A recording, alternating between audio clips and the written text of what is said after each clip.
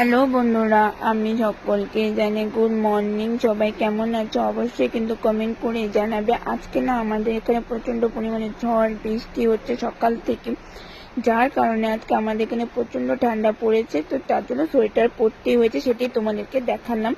আর এটা না বৃষ্টিটা একটু কমেছে বলতে সেরকম কমেনি, তাও ঝিরিঝিরি বৃষ্টি হচ্ছে।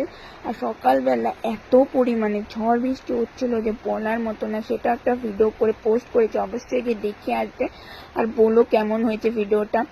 আর এখানে মা খিচুড়ির জন্য আলু কাটছিল, তো সেটাই মা বলছিল যে দেখাতে।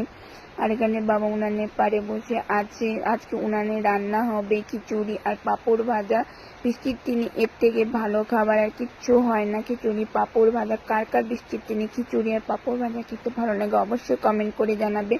তো আমার তো দারুণ লাগে। আর বৃষ্টির দিনে তোমাদের খিচুড়ি ছাড়া আর কি খেতে ভালো লাগে অবশ্যই কমেন্ট করবে। মা এখানে বলছিল যে হাউস কোট পরেছি বৃষ্টির জন্য, মানে বৃষ্টি হচ্ছিল, ঠান্ডা পড়ে গেছিল, তাই হাউস কোটটা পরতে হয়েছে। আর মা বলছে তুইও তো সোয়েটার পরেছিস, তখন এই মাকে বললাম হ্যাঁ আমিও সোয়েটার পরেছি। আর ভিডিওটা কেমন লাগলো অবশ্যই তোমরা কমেন্ট করে জানাবে।